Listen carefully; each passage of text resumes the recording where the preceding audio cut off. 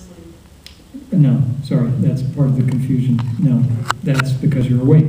There's no thinking during sleep.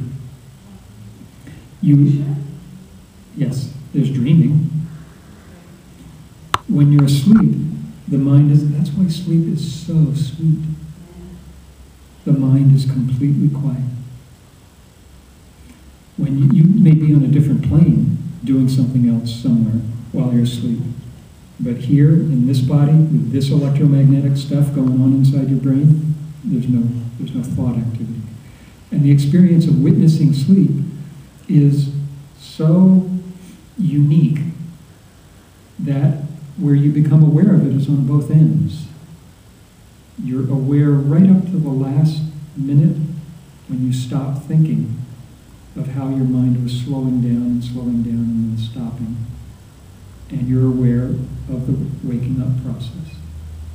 And what's there is the first thing the first thought that comes up when you wake up is a recognition of the awareness that's been there all night.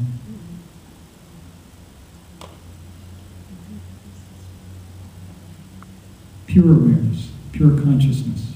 Yeah, because consciousness doesn't go to sleep. Yeah, consciousness doesn't sleep.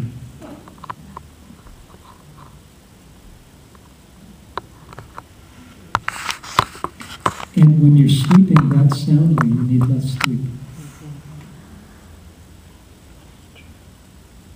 Which is like a little kind of gift that comes along with awakening. And it doesn't come instantaneously, but most people who have been awakened for a while find that their sleeping habits change pretty dramatically.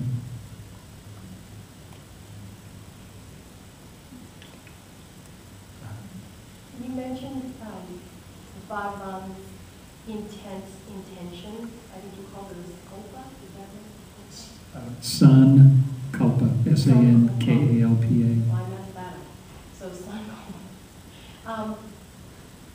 Is there any strong intention going on right now, specific in the temple, to world events, such as trying to stop one country from threatening another with nuclear war, or mass killings, or is there any intentions like that specifically held?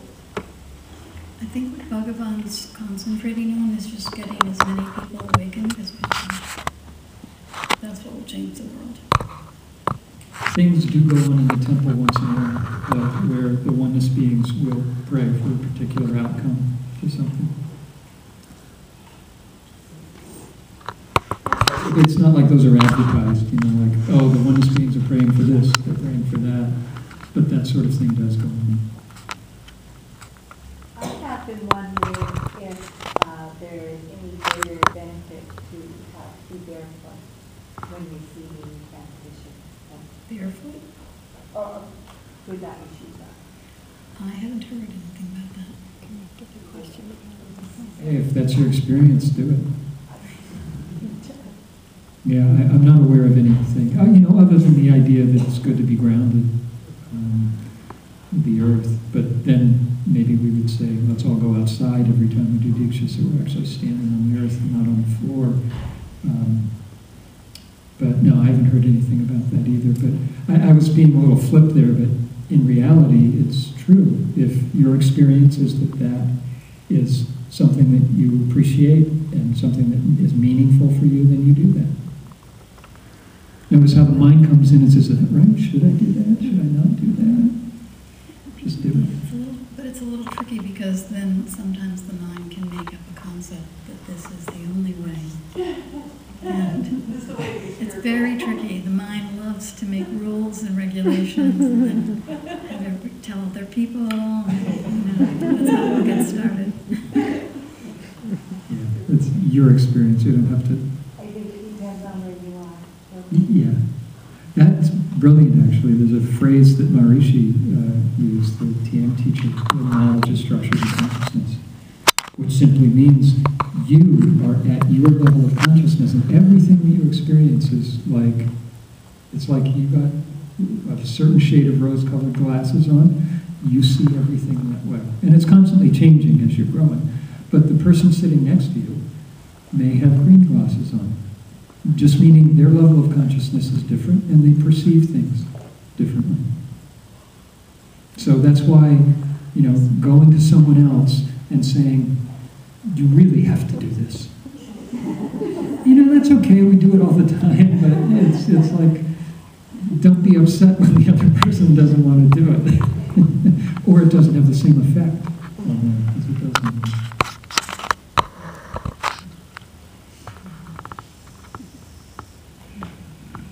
We have time for one more. Do you experience some kind of interface differently between the problems of the world, the awakened consciousness? Like, do you have solutions to problems come and the will to implement them exist? Because it seems so kind of like this detached state of, oh, everything's good, and there's the world out there still having struggles, and all you need to do is get enough people feeling this way and it'll all shift. But it seems like, at some point there's a more dynamic connection between the awakened mind and the old world trying to shuffle through its hard problems. This is a really good question. Something I'd like to say is that everybody has a different role, and it's really easy to say, yes, once everyone's awakened, everything will change. And as Peter said, knowledge is structured in consciousness, so it's our perception if there's a problem or not. That's a truth.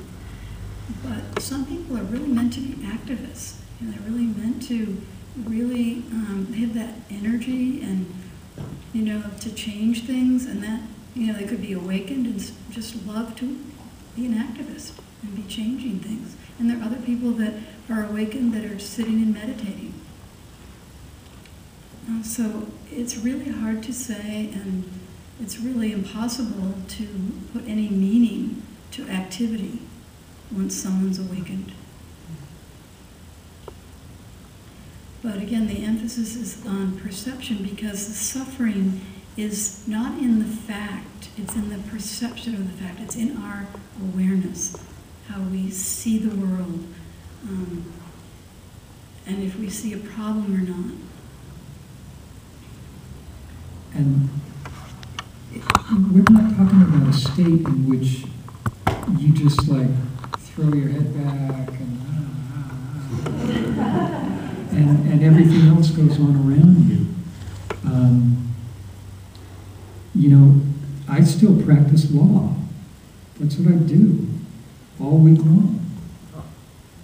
I'm a tax lawyer. It's not like I go to court and fight with people. But this mind experiences all of the thought flow that goes into solving problems and mergers and acquisitions for companies that want to pay less tax. What's that? Who'd have thought that somebody could be awakened and do something like that? When you become awakened, you don't become the same as everybody else. There's still a uniqueness to personalities that are rising and falling in your experience. So that's one of the misconceptions about awakening and enlightenment, that we would all be the same, and all want the same things, and all act in the same way. But Bhagavan said that, somebody said, Bhagavan, everybody gets awakened. What's going to happen? And he said, yeah, we don't want that to happen. And not everyone will become awakened. Everyone will enjoy the benefits of lots of people being awakened, but there will still be people that just do things, as Thayer said, there'll be people who just sit and meditate and keep it all together for everybody. It's a real integrated sort of thing. And the state of awakening is really, don't mistake it for, it is so integrated. Yeah, you can't imagine how incredibly integrated it is. And by that I mean that everything just fits together perfectly. Quiet times, when you're meditating, are there when they're supposed to be there.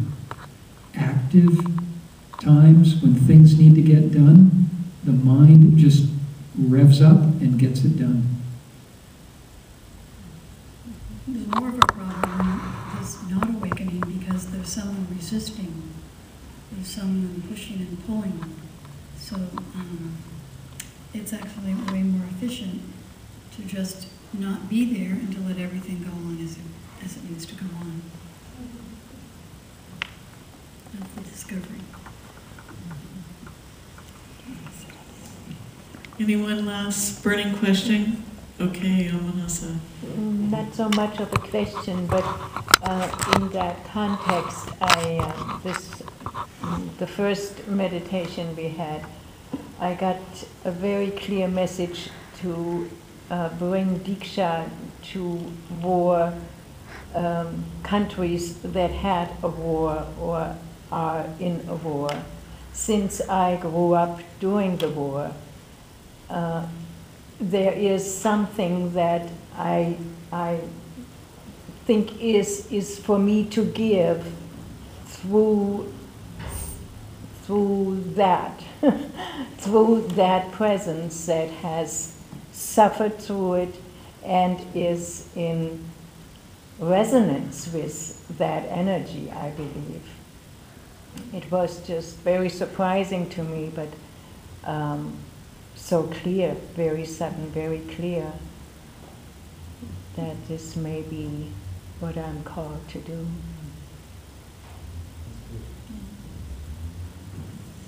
Thank you. Very beautiful. Okay, thank you, blessed ones. That was delicious. Thank you. So I'll just do a little wrap up here. Thank you so much for being here. It's been a delight.